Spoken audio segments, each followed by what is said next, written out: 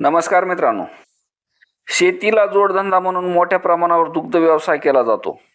गेल्या काही महिन्यात दुधाच्या दरात काही प्रमाणात वाढ झाली आहे. मात्र दुसरीकडे पशुखाद्य, चारा, औषधे, खते आणि जनावरांच्या देखभालीचा खर्च सातत्याने वाढत असल्याने दूध उत्पादक शेतकरी आर्थिक अडचणीत सापडला आहे. ग्रामीण भागात शेती हा प्रमुख व्यवसाय आहे. शेतीला पूरक व्यवसाय म्हणून अनेक शेतकरी गाय, म्हैस पालन करून दूध व्यवसाय करतात. शेतीतून मिळणाऱ्या उत्पन्नाला दुग्ध व्यवसायाची जोड मिळत असल्याने अनेक कुटुंबाचा उदरनिर्वाह या व्यवसायावर अवलंबून आहे. मात्र गेल्या काही काळात पशुपालनाचा खर्च मोठ्या प्रमाणात वाढल्याने या व्यवसायाचे आर्थिक गणित बिघडल्याचे चित्र समोर येत आहे. दुधाला सध्या 40 रुपयाच्या आसपास हा भाव मिळत आहे. मात्र याच काळात जनावरांसाठी लागणाऱ्या पशुखाद्याच्या दरातही मोठी वाढ झाली आहे.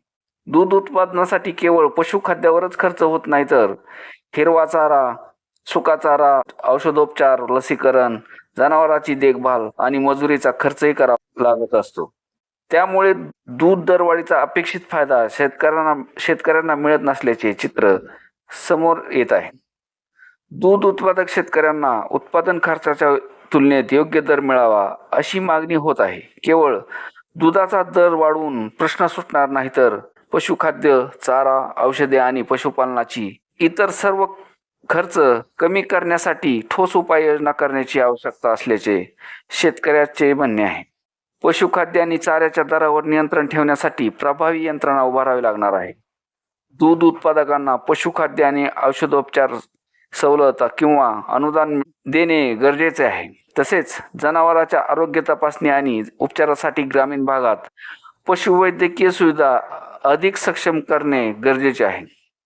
ग्रामीण भागातील अनेक शेतकऱ्यांसाठी दुग्ध व्यवसाय हा केवळ अतिरिक्त उत्पन्नाचा स्रोत नसून शेतीतील उत्पन्न अनिश्चित असल्याने दररोजचे उत्पन्न मिळावे म्हणून शेतकरी दूध व्यवसायाकडे वळले जातात. सकाळ संध्याकाळ दूध काढणे, जनावरांना चारा देणे, पशुखाद्य देणे, गोठ्याची स्वच्छता करणे आणि आजारी जनावरांवर उपचार करणे असे नियमित कामे ही या व्यवसायात करावे लागतात. मात्र या सर्व खर्चाचा विचार करता दूध व्यवसायातून मिळणारे उत्पन्न अपेक्षे इतके राहत नसल्याची परिस्थिती आहे. त्यामुळे अनेक शेतकऱ्यांना हा व्यवसाय सुरू ठेवताना आर्थिक कसरत करावी लागत आहे.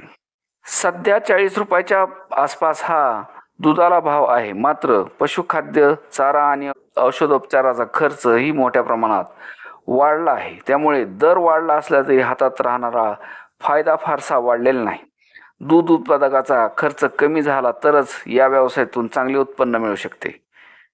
धन्यवाद.